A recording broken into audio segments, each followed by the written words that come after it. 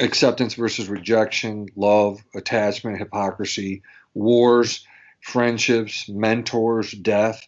In our last podcast, I talked about how people of faith can be perceived accurately or inaccurately, like the Jedi, by culture, people and culture. People of faith can learn a lot from how Ahsoka carried herself because of the beautiful, needed, much welcomed responses from Trace and Rafa. I loved their responses, each of their responses to Ahsoka.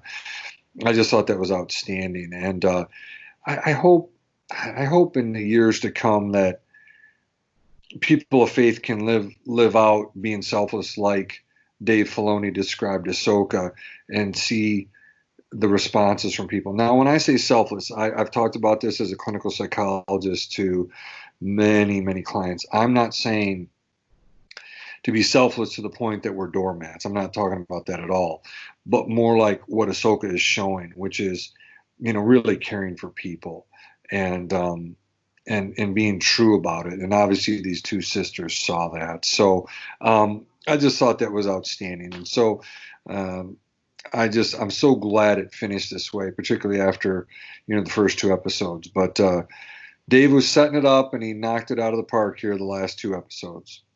I guess I should do a grade too, right, my friend? Yeah. Go ahead and let us know how you would grade it. Yeah, last week I had said an A minus. I'm gonna give this one an A, because of all the things you just heard me say. Okay, excellent, very good, very good. I mean, this was a fun episode. I enjoyed this episode. I enjoyed this whole.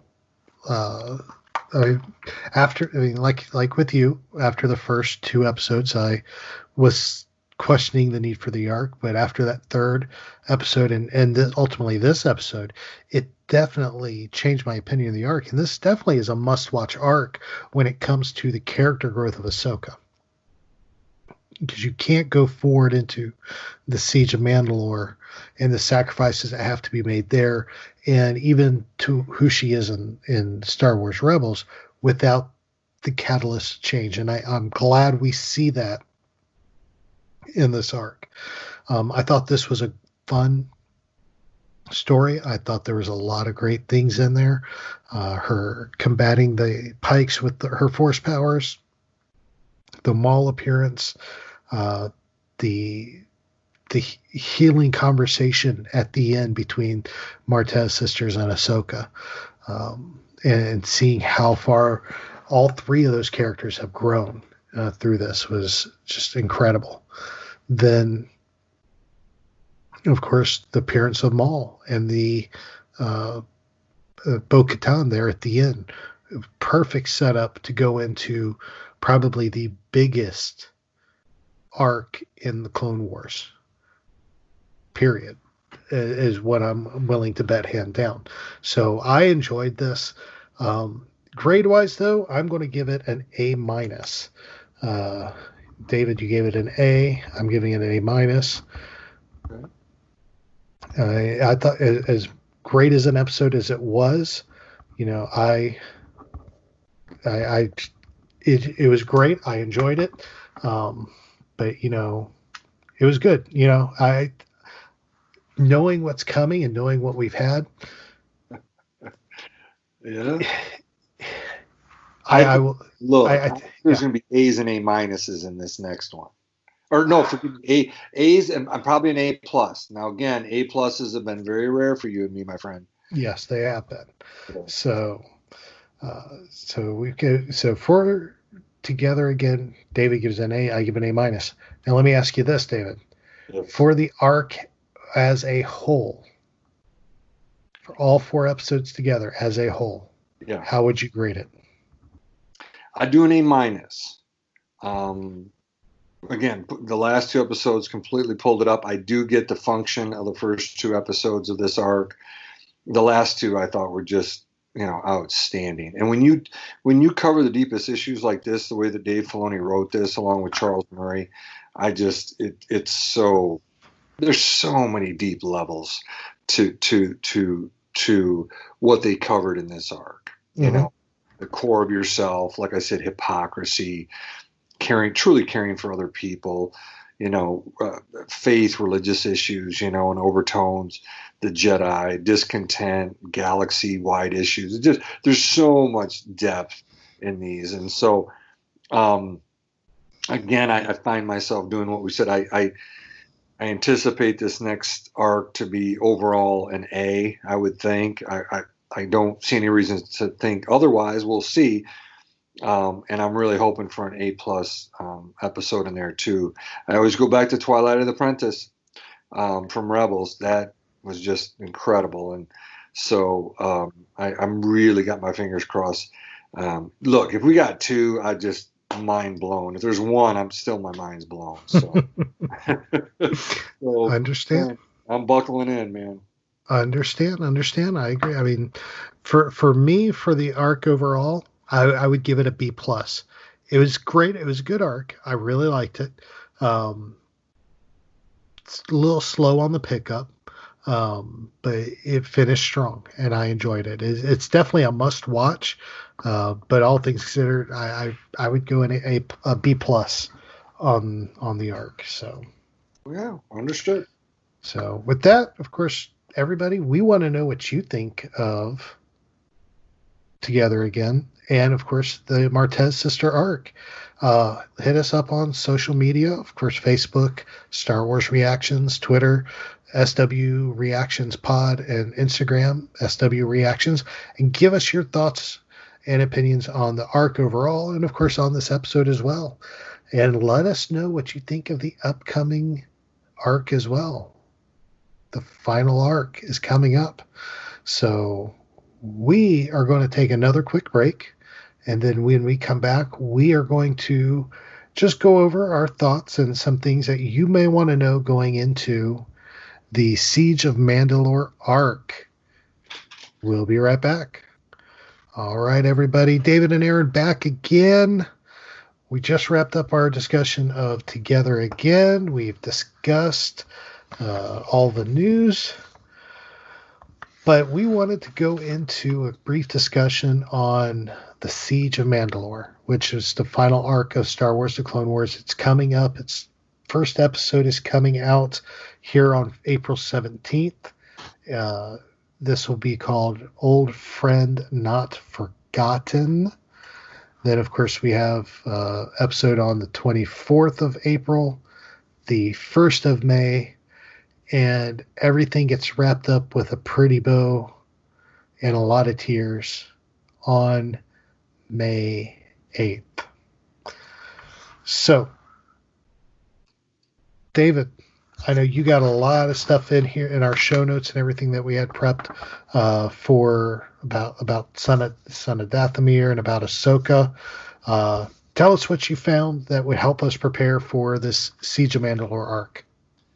Well, there is a lot, and again, a lot of this was produced, after the Clone Wars season 5 ended. With Ahsoka walking away from the Jedi Temple, those powerful last 4 episodes of season 5. And so what I did was I spent some time this weekend going back to 2 different things that I would highly recommend our listeners take a look at or read, I guess Wikipedia or something like that. One is a trade paperback, The Son of Dathomir, which it would have been at least 4 episodes in the Clone Wars. Maybe it would have been in season 6, in that truncated season we got, which was, I think, 13 episodes that was put out on Netflix in 2014. But I had sent Aaron. Aaron has Son of Dathomir and other source material I'm going to say right now. But I'd sent him a picture of the inside cover just to kind of remind us of what those 4 episodes would be. And the titles were The Enemy of My Enemy. And when I heard Bo-Katan at the end of this last episode mention we have a common enemy, I really thought about the enemy of my enemy. Another name for the other one was called A Tale of Two Apprentices. The 3rd episode would have been Proxy War, and the 4th one is Showdown on Dathomir. And that's an excellent trade paperback. I've read it several times and would highly recommend it. So you'll understand where Maul is after he is defeated by Palpatine on Mandalore, taken from Mandalore, and you can see the rest of that play out. But then, we don't really fully have the story, I think, in essence, of how Crimson Dawn becomes fully created and so on. But again, check out Son of Dathomir, that trade paperback. The other thing is the Ahsoka novel. This was by E.K. Johnson. It came out in 2016, the fall. And the interludes would be of particular interest to our listeners. The first one in particular gives us some insight into her showdown with Maul on Mandalore. It'll be interesting to see, I wrote down, if they'll still use some of E.K. Johnston's dialogue that she wrote between Ahsoka and Maul, if they'll put that in one of these episodes. There are 7 other interludes. There's 8 total. Forgive me. There's 7 interludes that give crucial information about her and Rex going into hiding in the Outer Rim, Ahsoka leaving her green lightsabers behind a second time. Because apparently, I guess Ahsoka left them with Anakin when she left the Jedi Temple. We don't ever see that, but the novel hints at that. That he gave them, and it looks like he gives them to her before she goes back and heads out to Mandalore and facing Maul. I guess maybe we do see the clip of Ahsoka with Bo-Katan. We saw that way back in the summer of 2018, where she turns around and she says, "Hello, Master." And it might be around that point that she does get those lightsabers back.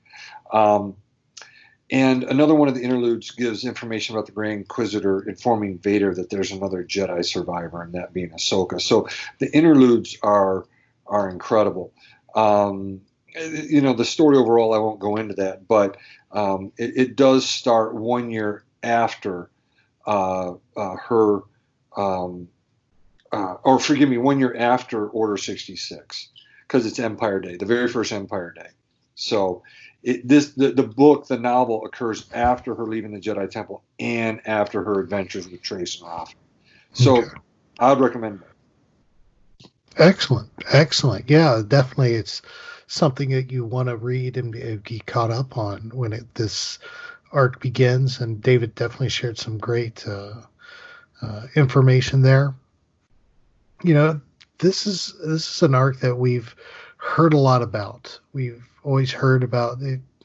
Dave, I know, has done some interviews talking about Siege of Mandalore and how his plan was always to cover the Siege of Mandalore in Clone Wars. And so we all had this vision, I would say, in our head of what we wanted to see in this Siege of Mandalore. And, this, I think, is going to exceed even our wildest dreams, especially after looking at all of these stills that they released today for the preview. I mean, this is a huge event for Star Wars and for the Clone Wars. I mean, this is it. I mean, this is what the ship wrote. I mean, this is all we're getting, and it is great. It's exciting and heartbreaking at the same time. David, have you had a chance to look at that photo gallery yet? I have. I've been. I'll go to our website. You said they're posted there. Mm-hmm. But no, I've been just busy following along, prepping. But here we go. I'm going to go to here we go. The Clone Wars, not Together Again, but the Old Friends Not Forgotten. Yes. Okay. Old Friends Not Forgotten. Continue reading. There's Aaron's got the final TV spot right there. Mm-hmm. And here's the images. We got her and Rex, Obi-Wan and Anakin. Ahsoka looking at the helmets. Oh my gosh. Anakin bringing her in, yeah, and seeing that, oh, and oh my gosh.